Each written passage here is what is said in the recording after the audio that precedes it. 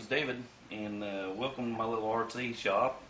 I've had a lot of questions from different fellers and RCers about clutch bearing setup, so I was getting ready to hit the racetrack this afternoon, and I thought I'd go ahead and do a clutch setup and just show everybody what I do, and maybe this information will help you out a little bit. I've got my clutch shoes already installed on my flywheel here, and I got my parts laid out, my clutch shims, my clutch bearings, clutch bell, and I'm ready to start putting it on. The track I'm going to be racing on this afternoon is a real dusty, sandy track, so I decided to put on some bearings I think is going to hold out the dust real well. These are Boca ceramic bearings. They've got a seal on both sides of the bearing. Kind of hard to see, they're real small, they're 5x10s. And so I'm going to use these. I think the rubber seals are going to hold out the dirt and the sand off the track a lot better than some of the bearings I may use sometimes. So I'm going to install these Boca ceramics. My preparation of this bearing, first thing I did was I removed the little seal off of the side of it, and I'll blow the factory grease out of this bearing, and then I either use some like Mobil 1 synthetic oil. I got a little bottle here that I use, and I'll drop a few drops in it.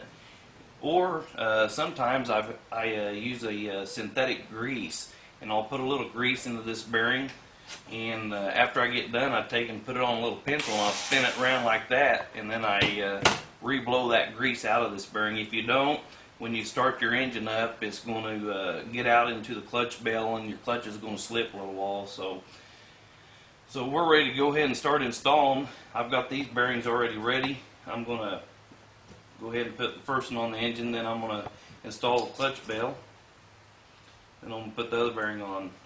Next step we're going to do, we're going to have to shim this clutch bell with a little bit of a play from end to end. If it's too tight, the bearing's going to wear out too fast, so we don't want that. And over the last several months, I did a lot of experiment with a different amount of type of shimming, and I've come up with a way that just works for me. Some bearings I've been getting up to 3/4 gallon of fuel through, and that's a very long time. Sometimes that don't happen, but sometimes it does. So this way is just proven over time to do good for me. I got some shims here. Answer sells some shims that I use. They're 10,000ths and 20,000 shims. And I'm going to go ahead and install some shims onto this clutch bell. And then I'm going to show how I measure my gap.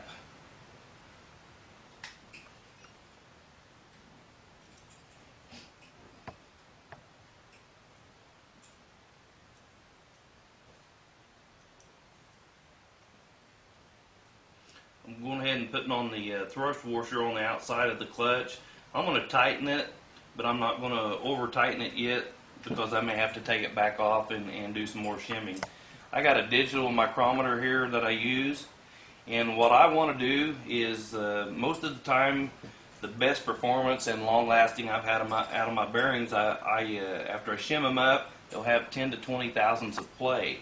So I'm going to take my engine, I'll hold it up, I take these two fingers and I push out on the clutch bell, and I'll measure that, and then after I get that measured, I'll pull that bell back in tight to the engine, and that gives me my play. And after I read my micrometer, it's telling me actually how many thousandths of play, or if I set it on the metric side, how many points of a millimeter of play I got.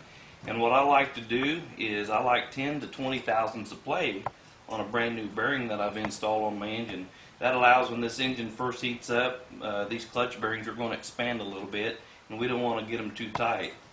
But over time and my experiments with the clutch bearings is when I put them on new, I set them at 10 to 20 thousandths play, and they last a good long time. I hope this little bit of information helps some of the new guys or some of the other guys that's had some problem with clutch bearings and clutch setup. So hope this information is useful to someone, and we'll see you next time.